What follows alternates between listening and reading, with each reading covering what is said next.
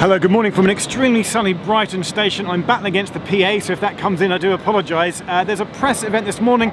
You can already see it behind me. The first GBR wrapped livery train has been launched this morning, so I've come down just to get lots of shots, talk to the Transport Secretary, chat to the driver, see who else is here and just get a feel of what the new livery looks like on a train. So back at the end of 2025, there'd been an event at London Bridge Station where the new Great British Railways livery was revealed, but only in video clips and also on a model train.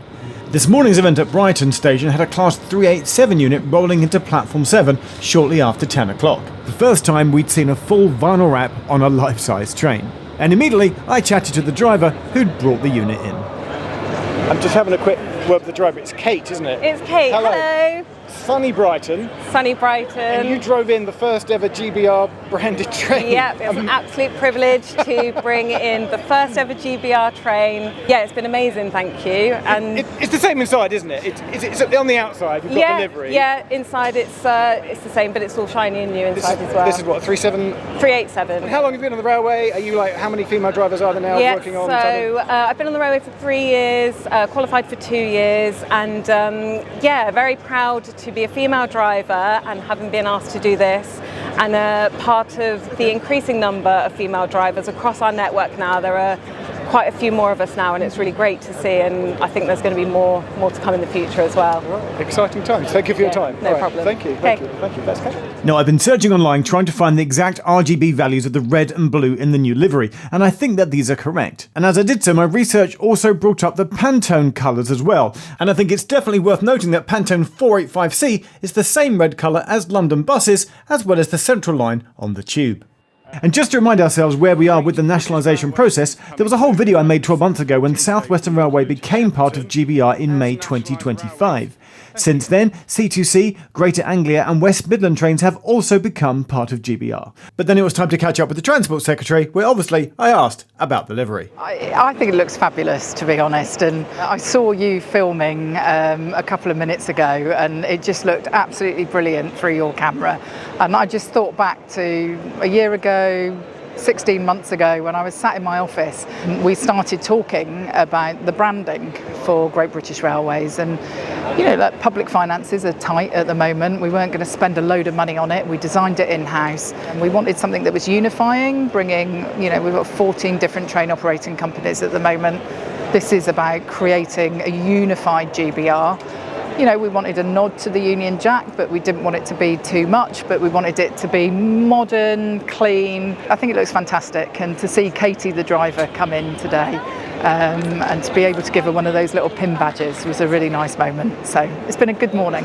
Now, we're at Brighton this morning and this train is replicating a southern service, and I can't but help notice that the word southern is on the side of the train. So does this mean that there will be localised, regionalised branding across all services? We talk internally about a regional identifier, whether it's Southern or Great Northern or Anglia. The travelling public are familiar with those terms, and so I think it does make sense to create some sort of regional identifier.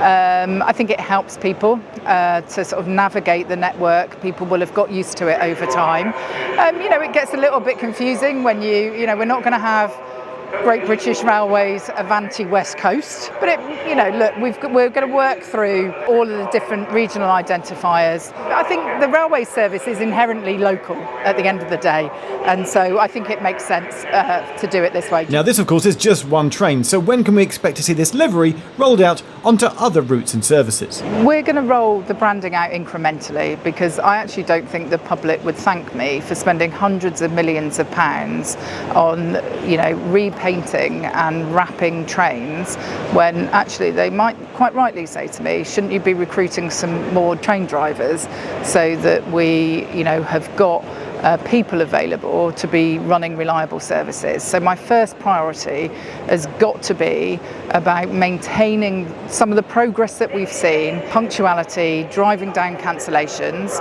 So look, over the next couple of months, you will start to see one of these trains out in the wild in different parts of the network, where we have already obviously brought the train operating company into public ownership. Then, as part of the regular maintenance cycle, that will be the point at which we will do the new branding on the trains. If we are rolling out a new fleet, they will obviously have the new branding. So it is going to take some time. So, I can't promise that this is all happening overnight, but I think that's the responsible way to do it. I think people want to know that as their trains enter public ownership, that they're getting a reliable network first and foremost.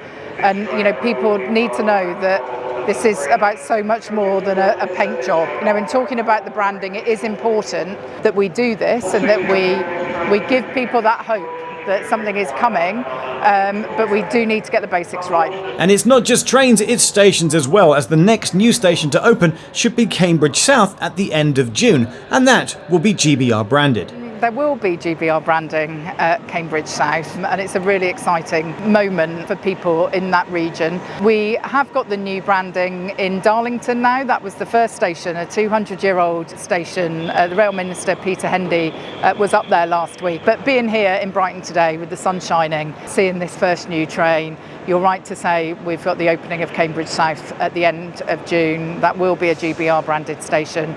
At some of the big stations, you will also start to see the branding start to roll out. We've got so many digital screens when you think about it across the network as well, that when we've been advertising the fares freeze, obviously the first one that any government has done in 30 years, we've been using the GBR branding for that. I see it popping up when I'm at stations like Milton Keynes was where I saw it recently. And so actually getting people used to the Great British Railways branding over time as we set up the organisation as well, because we've still got the Railways Bill in Parliament, and that will be coming back for its report stage and third reading in the next couple of weeks. And then it needs to go to the House of Lords, then it gets royal assent, then there's probably, a year until Great British Railways will be established as a legal entity.